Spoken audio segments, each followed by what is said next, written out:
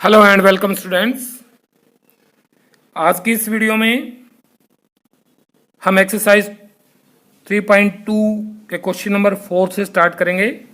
Pair of linear equation in two variables.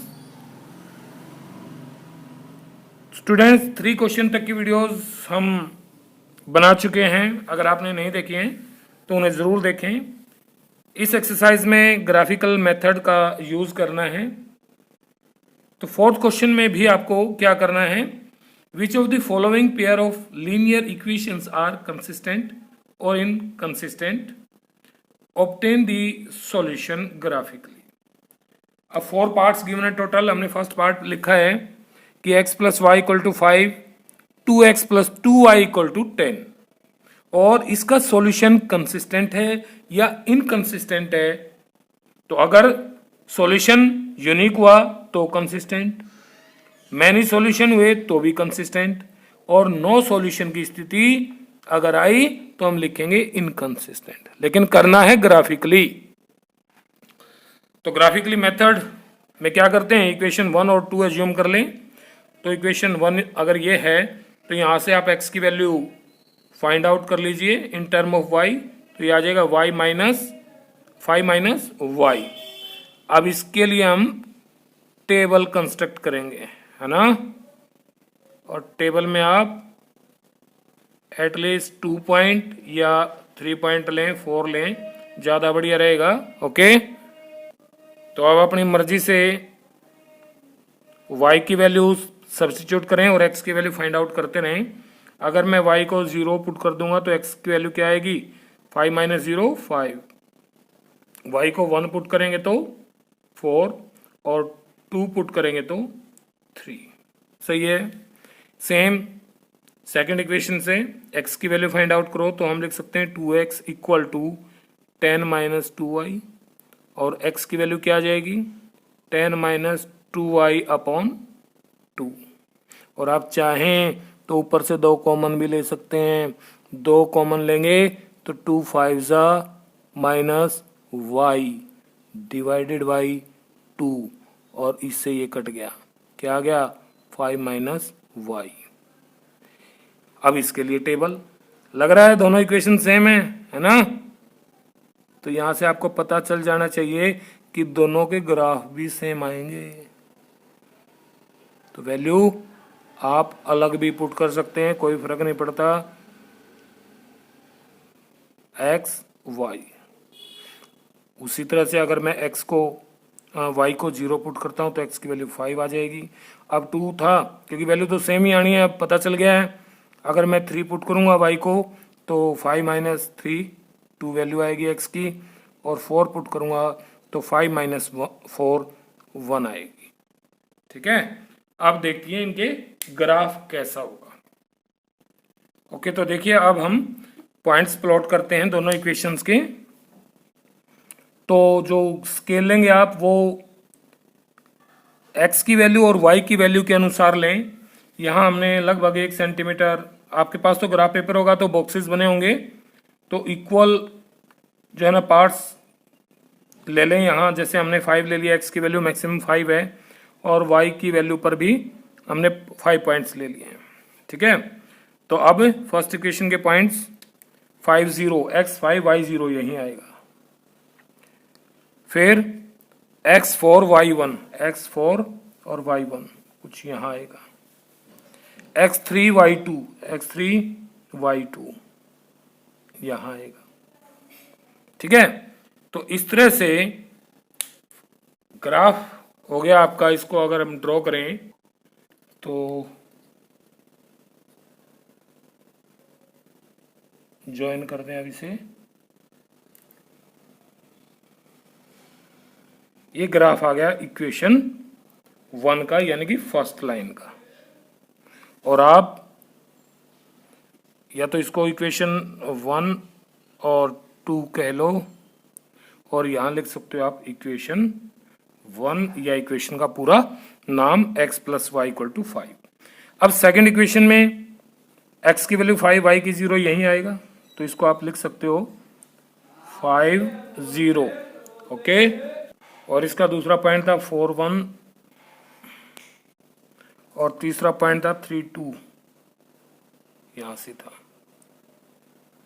ठीक है, ये तो हो गए फर्स्ट लाइन के। अब सेकंड लाइन के x 5 0 और y 0, तो फर्स्ट पॉइंट तो कॉमन है, यही आ गया। x 2 y 3, x 2 और y 3, ये भी इसी के ऊपर लग रहा है ना, यहां से 2 3, x 1 y 4, x 1 और y 4, ये भी इसी पर आ गया। तो क्या हो गया, सेकंड जो इक्वेशन थी उसका ग्राफ भी फर्स्ट इक्वेशन के बिल्कुल ऊपर ही आ गए। तो क्या हो गया, सॉल्यूशन कैसे होंगे, मैनी सॉल्यूशंस होंगे, है ना, कॉन्सिडेंट होगी। देयरफॉर हम यहां लिखेंगे here both graphs are coincident, so pair of linear equation have pair of linear equations has infinitely many solutions। Okay, और इनफाइनाइटली मैनी सॉल्यूशंस हैं तो लिख सकते हैं pair of linear equations are consistent. Okay student, तो जो question पूछा है वो आंसर देना बहुत जरूरी है उसी तरह से। तो कंसिस्टेंट या इनकंसिस्टेंट पूछा था, तो यहाँ सॉल्यूशन जो है इनफाइनाइटली मैनी सॉल्यूशन है। ये कैसे पता चला, क्योंकि दोनों ग्राफ जो हैं वो एक दूसरे को कंसाइड करते हैं। सो पेयर ऑफ लीनियर इक्वेशंस का कैसा सॉल्यूशन होगा, इनफाइनाइटली मैनी सॉल्यूशंस होंगे और कंसिस्टेंट होंगी दोनों इक्वेशन। ठीक है, okay okay. Now this second part. Second part में देखिए x माइनस वाई इक्वेशन दी है, 3x minus 3y equal to 16 है। तो इस क्वेश्चन को आप खुद ट्राई करना, ओके, कोई मुश्किल नहीं है, डू योर सेल्फ। हम थर्ड पार्ट करेंगे इसका, और थर्ड पार्ट में हमें इक्वेशन गिवन है 2x minus y minus 6 equal to 0, और दूसरी इक्वेशन है 4x minus 2y minus 4 equal to 0। तो तरीका वही है, पार्ट चाहे सेकंड है, थर्ड है या फोर्थ है। तो इसमें आप करेंगे कैसे, उसी तरह से इक्वेशंस मान लीजिए, let it is equation 1 and it is equation 2, और यहाँ से x की वैल्यू फाइंड आउट कर लो या y की निकाल लो, जिसकी भी आप निकालना चाहें निकाल सकते हैं। तो जैसे मैं यहाँ से y की वैल्यू अगर निकाल लेता हूँ, तो y को इधर रखो, बाकी को दूसरे तरफ। तो y की वैल्यू आ जाएगी 6 इधर आगे प्लस और 2x इधर आगे माइनस। ठीक है, अब इसकी टेबल। अब y की क्यों निकाली, क्योंकि भैया डिवाइड करने की जरूरत नहीं है, x की निकालेंगे तो 2 से डिवाइड करेंगे, कॉम्प्लिकेटेड ही होगा, तो क्यों करें। तो ठीक है, अब उसी तरह से टेबल कंस्ट्रक्ट करते हैं x और y के लिए। x की वैल्यू अपनी मर्जी से सब्स्टिट्यूट करो, जैसे 1 तो 1 2 2, 6 माइनस 2 4 आ जाएगी y की वैल्यू। ठीक है, x की वैल्यू अगर मैं 0 पुट करूं तो y की वैल्यू 6 आ जाएगी। x की वैल्यू अगर मैं 3 पुट कर लेता हूं तो 3 2 6 माइनस 6 y 0 हो गया। ठीक है, अब सेकंड इक्वेशन से x या y किसकी, चलो y की ही निकाल लेते हैं इसमें सारी। तो यहाँ से लिख सकते हैं आप माइनस 2y इक्वल टू, ये 4 इधर आगे प्लस और माइनस 4x। अब देखिए, क्योंकि हमें तो y की वैल्यू निकालनी है, तो ये पहले इस माइनस को उधर लेके जाओ, तो माइनस उधर जाके सभी के साइन चेंज हो जाएंगे, यानी कि 2y इक्वल टू 4x तो प्लस का हो जाएगा और माइनस का 4 हो जाएगा, और y की वैल्यू क्या आएगी फिर 4x माइनस 4 डिवाइडेड बाई 2। क्या हम यहाँ से 2 कॉमन भी ले सकते हैं ना, ले सकते हैं 2 कॉमन, तो 2 कॉमन लेकर के इस 2 से कैंसिल करें तो बचेगा क्या, 2 कॉमन आएगा तो 2x माइनस 2 और डिवाइडेड बाई 2, 2 से 2 कट गया तो y की वैल्यू आपको एक तरह से मिल गई 2x माइनस 2। ठीक है, तो अब टेबल कंस्ट्रक्ट करते हैं इसकी।